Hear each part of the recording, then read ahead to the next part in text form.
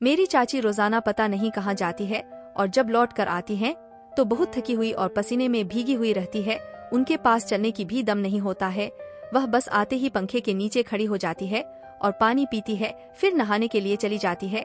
जी हाँ दोस्तों, मेरा नाम सौरभ है। मैं अपने चाचा और चाची के साथ उनके घर पर ही रहता हूँ। क्योंकि उनकी कोई भी औलाद नहीं है, इसीलिए मेरे माता पिता ने मुझे इन दोनों की देखभाल के लिए मुझे यहाँ पर छोड़ दिया। मैं यहाँ रहता हूँ और घर का सारा काम कर दिया करता हूँ। चाचा सुबह ऑफिस चले जाते हैं और घर का जितना भी काम होता है, सामान लाना, सब्जी लाना, वह सब काम मैं कर देता हूँ, जिससे चाचा चाची को बड़ा आराम होता है। मेरे चाचा और चाची की शादी के 10 साल हो गए हैं, लेकिन फिर भी उनके कोई बच्चा नहीं हुआ। इसीलिए चाचा रोज रात को चाची को बहुत बुरा भला कहते हैं और उनके ऊपर चिल्लाते हैं।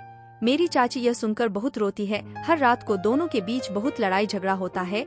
मुझे अपनी चाची के ऊपर बहुत तरस आता है। मैं उनके लिए कुछ भी नहीं कर पाता हूँ।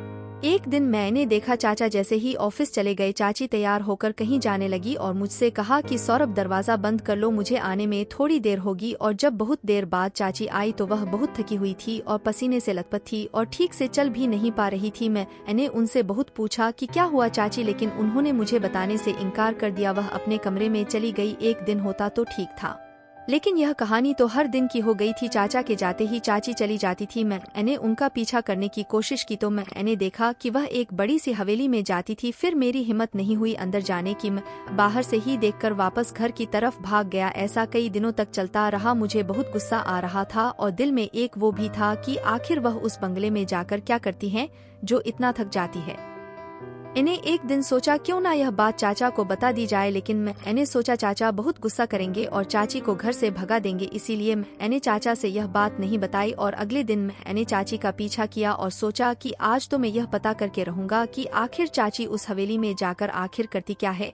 फिर मैं उनका पीछा करते करते वहां पहुंच गया।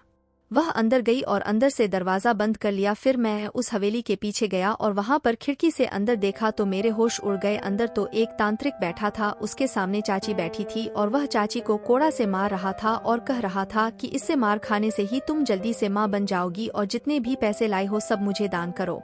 उनकी यह सब बातें सुनकर मैं तुरंत ही अपने माता पिता के घर गया और उनको यह सब बातें बताई। मेरी मम्मी ने चाची को समझाया, या सब ढोंग मत करो, तुमको हम लोग एक अच्छे से डॉक्टर को दिखाएंगे। फिर मेरी मम्मी ने मेरे चाचा और चाची को ले जाकर एक बढ़िया डॉक्टर को दिखाया। डॉक्टर ने कहा ज्यादा घबराने की जरूरत नहीं है, या छोटी सी दिक्कत है, आप 1 महीने तक मेडिसिन खाएंगे, देख लेना आपको बहुत जल्दी फायदा हो जाएगा। और जो डॉक्टर ने कहा था वही हुआ। उनको जल्द ही एक बच्चा हो गया। चाचा और चाची बहुत खुश थे। उनको देखकर आज सौरभ भी बहुत खुश था। आज सौरभ की सूझबूझ के कारण ही उन दोनों को एक नई जिंदगी मिल गई थी। दोस्तों, जिंदगी में अगर आप दूसरों का भला करेंगे तो लोग आपका भी भला करेंगे। आपको मेरी चाची की कहानी स्टोरी विद मोरल कहानी कैसी लगी हमको जरूर बताना। चैनल को लाइक, शेयर और सब्सक्राइब जरूर कर देना। एक नई कहानी के साथ मैं आपसे फिर मिलने जरूर आऊंगी। धन्यवाद।